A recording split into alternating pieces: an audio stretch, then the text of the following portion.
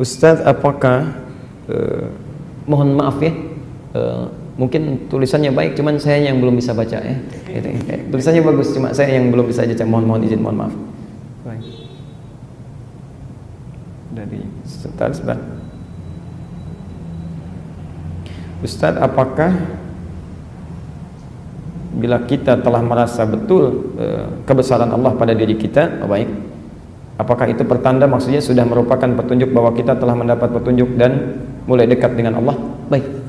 Kalau Anda sudah merasakan kedekatan dengan Allah, menjadikan Allah lebih penting dibandingkan kita, menjadikan Rasul lebih penting dibandingkan kita, itu artinya halawatul iman, kenikmatan iman.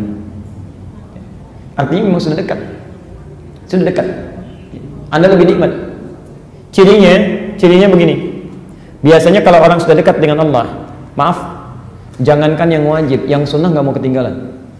Ada orang ketinggalan sholat fardu biasa aja hatinya, tapi ada orang tertinggal sholat sunnah satu saja tahajud dia bisa menangis. Ketinggalan saya, Allah, salah saya, masih bilang salah, ya Allah, itu luar biasa. Nah, predikat itu yang disebut dengan al-mu'minun. Al-mu'minun, orang yang sudah dekat dengan Allah, hidupnya bahagia aja, tenang ya. Dikasih musibah malah bersyukur ya. Ada orang, Bu, diberi musibah malah gembira. Malah gembira. Ibu pengen punya musibah atau enggak?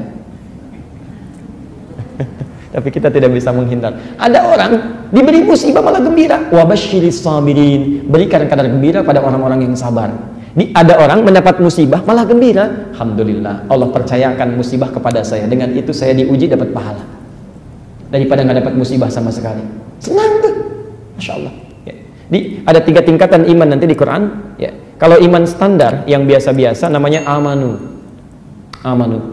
Kalau meningkat, lebih rajin, lebih dekat, lebih senang tuh yu'minun namanya, yu'minun. Tapi yang terakhir, ini yang tadi saya sebutkan, hatinya tenang, gembira, rajin ibadahnya, itu mu'minun namanya, al-mu'minun. Bahkan diberikan apresiasi oleh Allah, diturunkan satu surah sekaligus, surah ke-23. Qad aflahal mu'minun. Derajat al-mu'minun, pemilik iman tingkat tinggi, itu memberikan kebahagiaan pada dirinya. Enak, dekat dengan Allah. Siapa mereka? Alladzina hum fi salatihim khashi'un, salatnya mulai khusyuk, zakatnya bahkan tidak pernah tertinggal.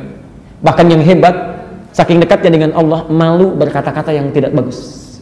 Walladzina hum 'anil lagwi mu'ridun. Masyaallah. Dia jaga lisannya, kalau kalimat tidak diridhai Allah dia akan ucapkan.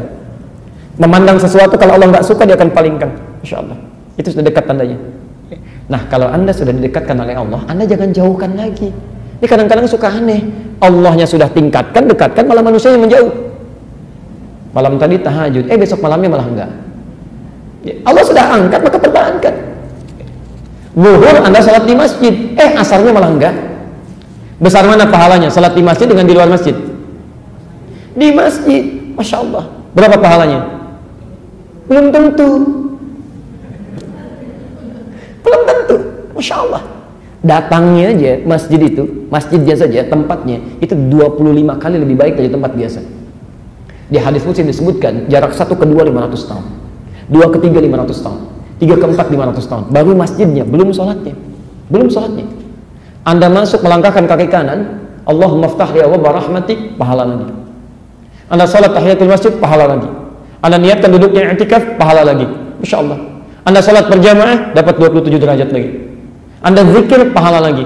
Karena saat masuk ke masjid, masjid itu kan semua kondisinya diarahkan kepada ibadah ya. Kalau Anda sholat di tempat biasa, godaannya banyak ya. Makanya i'tikaf di masjid, bukan di rumah ya. Anda di rumah banyak tantangannya, Bu. Lihat TV, nonton lagi. TV dimatikan, majalah ada. Majalah dimatikan, status belum diupdate. Ini masalah. Anda ke masjid yang dilihat mushaf ya. Begitu Anda mau tiduran, yang lain gak ada yang tidur ya. Maksa tiduran, begitu begini di dalam tidur, di dalam masjid keluar. Masya Allah. Semuanya terkondisikan ya. Jadi kalau Allah sudah dekatkan, Anda jangan jauhkan kembali. Untuk perempuan, ibu boleh ke masjid dengan 3 syarat. Ya. Yang pertama adalah aman, ada tempat di masjidnya yang dikhususkan bagi perempuan, 1. Yang kedua, terjauh dari fitnah dalam keberangkatannya sampai dia hadirnya ke masjid. Ya, tidak jauh dari fitnah itu berarti ibu diketahui oleh suami ya, berangkat misalnya, maaf, fitnah godaan sehingga ada di jalan yang ganggu. Cuma penampilan ketika datang itu pun menimbulkan fitnah. pakaian yang tidak baik dan sebagainya. Yang ketiga adalah tidak adanya kewajiban di rumah yang mengharuskan ibu tinggal di rumah tidak ke masjid. Ada anak yang harus dirawat, bahkan ada yang harus disusui dan sebagainya, misal ya, maka di rumah lebih utama. Saat perempuan mendapati 3 hal, satu di antara 3 itu, dia sholat di rumah, pahalanya sama dengan ke masjid. Pahalanya sama dengan di masjid ya. Jadi tolong ilmunya dibahas dulu sehingga tidak melahirkan sifat pesimisme.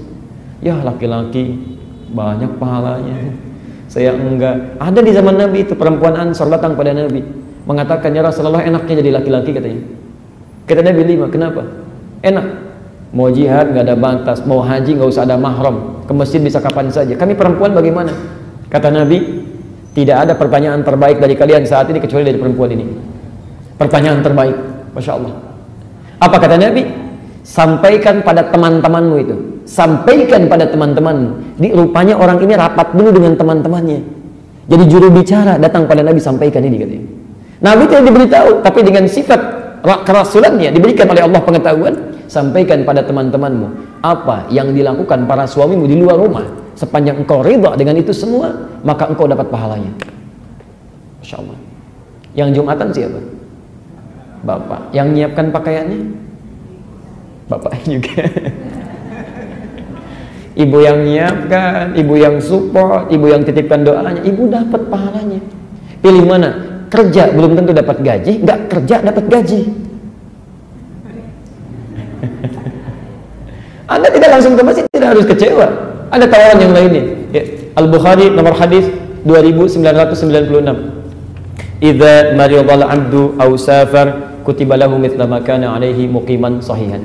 Jika seorang hamba punya uzur atau bahkan sedang bepergian sehingga tidak bisa menunaikan sesuai dengan kebiasaannya, maka dia mendapatkan pahala yang sama sempurna seperti dia menunaikan dalam keadaan biasanya. Saya berikan pada ibu ya, ini rumus penting khusus bagi ibu, laki-laki nggak punya.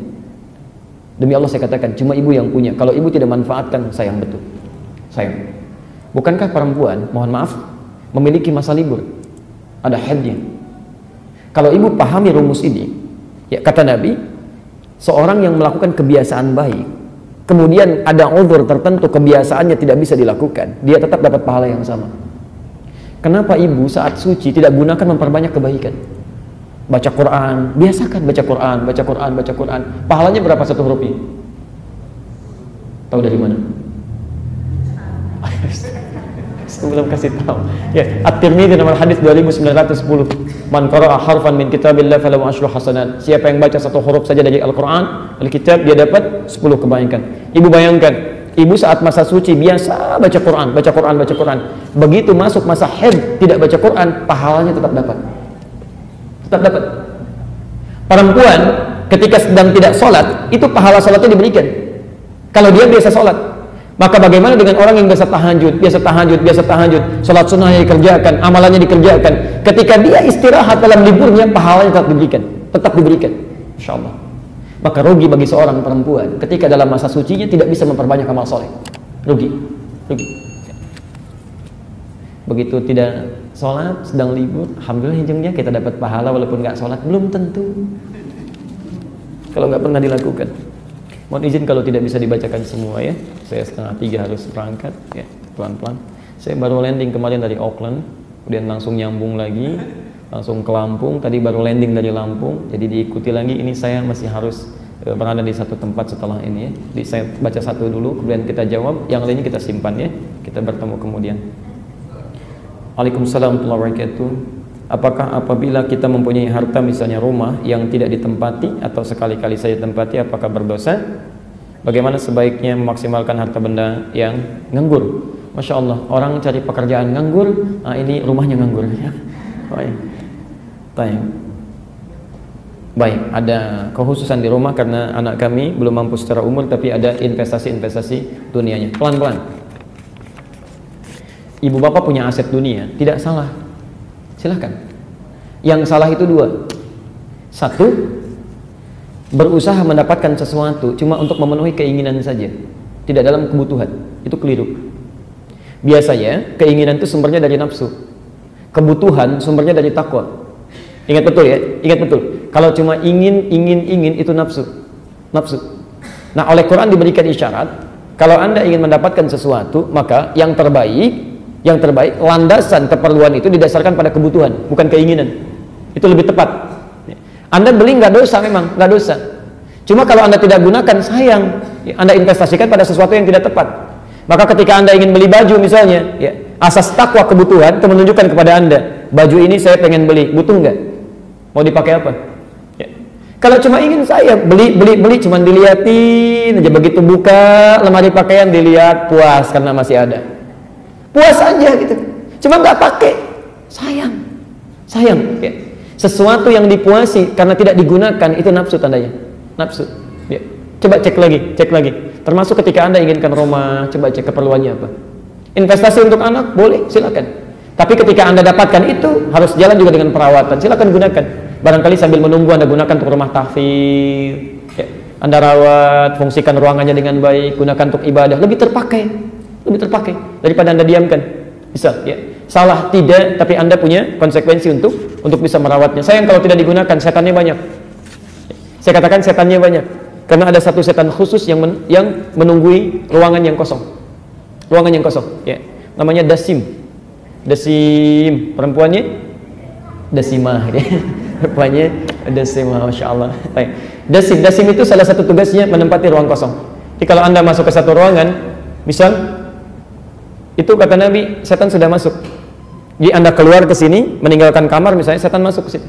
Nah, caranya ketika Anda masuk, bila ingin mengusir setan itu, Anda ucapkan Assalamualaikum. Maka setan berkata pada temannya, kita tidak punya tempat menetap di sini. Pada temannya, artinya setannya tidak hanya satu. Pada temannya. Nanti lain waktu kita bahas ya. Begitu masuk kepada ayat setan, kita bahas nama-nama setan. Ya. Ada setan rumah namanya Dasim, setan menggoda orang salat namanya Khanzab, setan mall, setan pasar namanya Misut. Ada, ya. Macam-macam itu. Setan menggoda anak-anak kecil namanya Ummu Sibyan. Itu ada. Ya. Hati-hati. Pelan-pelan. Nah, kalau Anda tidak ucapkan Assalamualaikum, maka setan itu akan berkata kepada kawannya, kita punya tempat menetap di sini. Kata Nabi, seorang yang punya rumah membangun ruangan, pertamanya untuk kepala keluarganya, keduanya untuk istrinya, ketiganya untuk anaknya, ya, selanjutnya untuk setan. Maksudnya apa? Maksudnya, kalau Anda membuat satu ruangan tidak jelas peruntukannya, setan yang masuk. Ya. Jadi jangan sampai Anda punya satu tempat yang kira-kira tidak digunakan dalam kebaikan. Jadi tidak salah dan tidak berdosa kecuali kalau menggunakannya pada hal-hal yang maksiat atau memiliki maaf sekali lagi, uangnya atau bahan-bahannya digunakan dalam keadaan yang tidak tepat atau diperoleh dengan cara yang haram, maka itu yang dosa. Saran saya, silakan misalnya Anda gunakan untuk kepentingan yang lebih baik. Pertama, gunakan untuk majlis ta'lim di situ, ya, setidaknya, atau gunakan untuk sementara rumah tahfidz sampai anak itu tumbuh dewasa dan bisa digunakan sebagai investasi yang terbaik. Semoga Allah memberikan kemuliaan, petunjuk kepada kita semua dan bisa menggunakan titipan-titipan Allah pada kebaikan yang diridainya.